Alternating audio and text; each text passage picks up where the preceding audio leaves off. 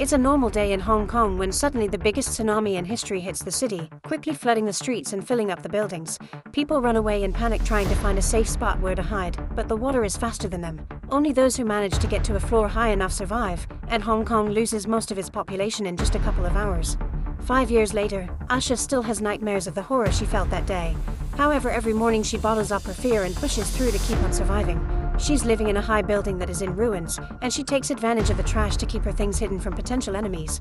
She's been savaging anything useful for the water for years and has created hiding spots all over the apartment, like making a hole under the couch cushions.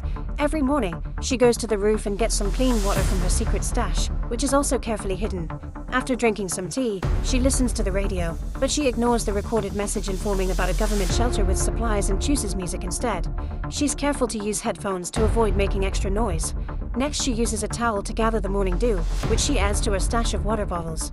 She also measures all the bottles to keep track of how much clean water she has left, and she can't help worrying because it hasn't rained in a while. Once her chores are done, she eats instant noodles while remembering the beautiful restaurants with delicious food she used to visit with her friends. Afterward, Asha uses binoculars to watch over the area. Only the top of the buildings can be seen sticking out of the water, and occasionally those buildings would start crumbling down. She also makes sure that the few surviving neighbors are still in their apartments. Suddenly she sees a box floating in the water and rushes to a different window, where she's installed a makeshift harpoon-like mechanism that she uses to scavenge. With one quick shot she manages to catch the box, but when she tries to pull it in, something in the water drags the box down and makes her hit the edge of the window, hurting her arm.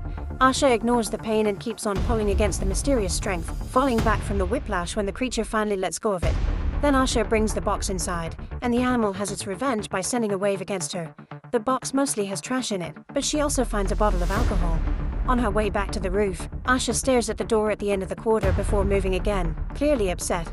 On the roof, she uses the alcohol to clean her wound before wrapping it up and drinking the pain down. In the evening, she hears screaming and looks outside to discover 2 boats of violent scavengers have come by and are attacking the neighbors. There's also a man on the other roof looking at her building, so Asha hides for a few seconds before looking again. It seems the boats are coming to her place, so she rushes downstairs, hides all her daily things, covers her mattress, and even throws some dirt on the hallway to make it look live-in. Then she hides behind a fake wall in a closet, making sure to keep silent as the scavengers get into the room and begin looking around for food, even checking the closet. Thankfully, they don't find anything, but Asha gets startled when she hears a shot. A boy just shot his gun because he thought something moving, but it was a mistake. After the group is gone, Asha cries in relief and tries to calm herself down with a nice memory. Before the tragedy happened, Asha had gained a half-sister and she took her out for a meal to start bonding. The next day, she finds another box and among all the junk inside, she's excited to find a jar of honey. However, her happy moment is ruined when she sees a body floating in the water. Sometime later, while Asha is busy, someone sneaks inside and starts taking things from Asha's secret spots. Asha thinks she hears something but can't see anything, so she ignores it for now. When she gets ready for bed, she hears another noise and goes to investigate with her flashlight, but once again there's nothing.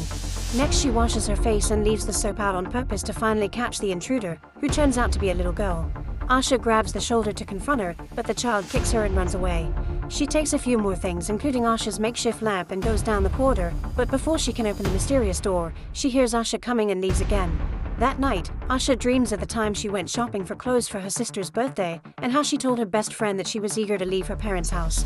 When she wakes up, she notices part of her food stash is missing, so Asha begins following the empty wrappers on the floor and finds the girl sleeping with a lantern. She doesn't have the heart to wake her up, so she goes to do some cooking instead. When the girl finally awakens, she goes around looking for more hidden compartments. Inside a fake outlet, she finds an envelope with pictures of Asha and her sister, only to be caught red-handed. The child runs away and Asha hurries to put the pictures back in their place, not noticing she accidentally dropped one. Afterward, she makes a second portion of noodles and brings it to the child while remembering the night of her sister's birthday dinner. Their parents gifted her the family's necklace, which made Asha angry because as the first child, she was supposed to get it. An argument ensued and Asha ended up leaving. Back to the prison, it's shown that Asha is wearing that necklace now. The girl ignores the food offer, so Asha leaves it next to her and leaves. The child eats it all and moments later, she notices Asha left a mattress for her too. She doesn't use it, but the next morning, she gives Asha back all the things she stole. For lunch, Asha makes 2 portions of noodles again and leaves one for the girl to then go eat on the roof. However, the child soon joins her and copies everything she does, causing them to laugh and bond. It makes Asha remember the happiness of her old life again. In the evening, the girl finally accepts to take the other mattress and sleeps next to Asha. Soon she starts crying and tries to hide it, but Asha tells her it's okay to cry and be scared. The girl misses her family but thinks she'll see her mom soon because she's building a boat to find it. She also mentions her name is Hey Hey. After another night full of nightmares, Asha takes Hey Hey with her to the roof to go through the routine. Hey Hey is playing around with the door and removes the tape Asha put on the lock, so when the door accidentally closes, they can't open it from the outside. Asha is upset, but Hey Hey immediately shows her she can pick locks and opens it again. Later, while Asha is getting a new meal ready, she realizes her necklace is missing. At that moment she hears some noises and looks out the window to discover the scavengers are back, so she asks Hey Hey to stay silent while they wait until they're gone. Later, while Asha helps Hey Hey get clean, the girl asks her to leave together, but Asha refuses. She says this is her home and that there's nothing out there anyway. Then Asha asks Hey Hey if she took her necklace, but Hey Hey says she didn't and runs to another apartment, offended by the accusation. In the evening, Asha has dinner alone and notices there's water missing, so she goes to investigate and discovers Hey Hey took it to wash. This triggers another memory of her hearing news of a typhoon coming to neighboring countries, and how she fought with her mother, who wanted her to get married and be a good wife. That night the nightmares get worse and Asha keeps seeing all the bodies in the water. When she wakes up, for a second she mistakes Hey Hey for her sister. Afterward, Asha teaches Hey Hey how to deal with the electricity in the building, but Hey Hey interrupts to ask about the door at the end of the corridor. Asha asks her to ignore it because that room stinks and if they open it, the smell will spread everywhere. Another memory shows Asha watching the news, which was reporting the complete destruction of Singapore by the floods. Her mother turned off the TV and told her about the next family meeting, but Asha couldn't go. Another argument ensued and Asha told her family they made her feel like a prisoner before leaving the apartment. Back to the present, Hey Hey is using the radio and hears the message about the shelter, so she rushes to Asha to ask to go there. Asha refuses, explaining it's dangerous to go out. An argument ensues, so Hey Hey calls Asha angry and bitter and leaves the room. Following her into the other room, Asha discovers Hey Hey is building a raft with trash. She's also got a flare gun.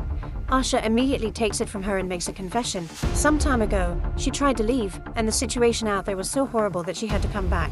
After they reconcile, Asha remembers how her sister followed her out of the apartment after the fight with her parents, asking her not to go. Asha explained it was time for her to move out, but she promised they would still hang out. The next morning it's finally raining, so Asha and Hey Hey rush to the roof to gather lots of water and put it away properly. While they're working, Hey Hey notices that Asha's necklace had simply fallen. Then Asha discovers the photo that got left behind and she's overwhelmed with memories, so Hey Hey comforts her and reminds her they have each other. When Asha goes to bed, she's surprised to find something under her pillow. It's her necklace, which fell because the clasp was broken. Feeling bad about how she treated Hey Hey, the next morning Asha begins working non-stop until she manages to build a raft.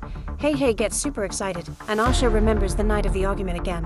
Her sister was trying to tell her she left the necklace in Asha's jacket when suddenly people in the street started to run in panic because there was a huge tsunami behind them that hit the streets in seconds. Back in the present, Asha decides to gift Hey Hey her necklace. Sometime later, the duo gathers supplies to get the raft ready to leave. Hey Hey is listening to the radio and the headphones accidentally disconnect, causing the music to loudly echo in the room. Asha rushes to turn it off, but soon they hear the voices of the scavengers outside. Panicking, the duo rushes to hide all their personal objects as fast as possible. Then Asha pushes Hey Hey into the hole behind the fake closet wall. There isn't enough room for both of them there, so Asha will be hiding in the stinky room. Soon the scavengers enter through the window, but Asha hides just in time in the stinky room, where she finds her old family pictures because this is her old apartment. The scavengers start a much more violent search this time, destroying anything they could find including the raft. A guy comes to the stinky room and gags at the putrid smell, but he keeps moving and removes some old sheets only to find the bodies of Asha's parents, causing him to puke. At the same time Asha throws out too while remembering the night of the tragedy. The wave was taking down everything in its path, killing dozens of people per second. Everyone started to push each other for a chance to survive, so Asha dragged her sister into a building to take the stairs, but soon the crowd was following them. Back in the present, the scavengers are taking all the food and staring at Asha's pictures. The boy finds the closet and notices something weird, so the other scavengers help him move the fake wall and they capture Hey Hey.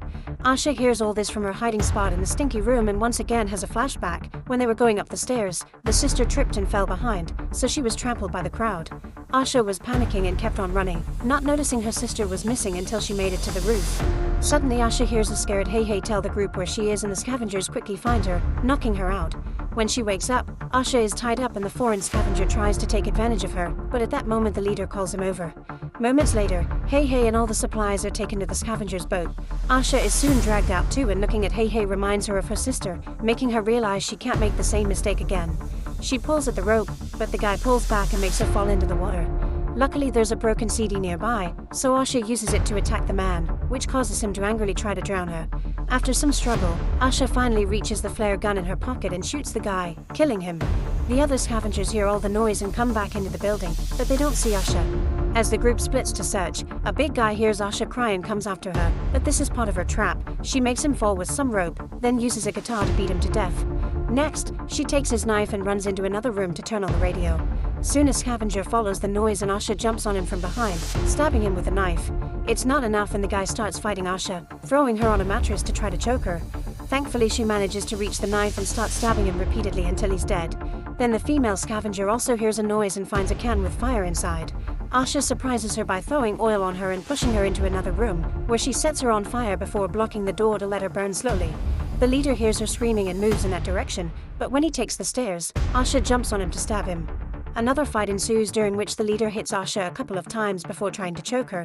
Asha continues to struggle and reaches up to grab a light tube, causing darkness to take over as she beats the guy to death with it. When she turns on her flashlight, the boy shows up and opens fire, so Asha immediately runs to the roof. The boy goes after her and as soon as he steps outside, Asha closes the door after having removed the tape, trapping the scavenger on the roof. The boy starts begging for help with an innocent voice and Asha considers taking pity on him, but soon he starts shooting at the door so Asha leaves. There's only one scavenger left on the boat, watching over Hey Hey. Asha goes to the window and uses her harpoon-like device, but she misses the shot and it falls in the water. When the guy moves to check on the noise, Hey Hey uses the chance to push him off the boat, but the man grabs her and makes her fall too. A desperate Asha jumps into the water to save her while the man resurfaces nearby, only to be eaten by the sea creature. After a few seconds of silence, the duo resurfaces too, all safe and sound. They swim to the boat and finally get going, knowing that all the supplies the scavenger stole will keep them going until they find the shelter. That night, Asha finally sleeps without nightmares. Make sure to subscribe and turn on notifications so you can watch more videos like this. Thanks for watching.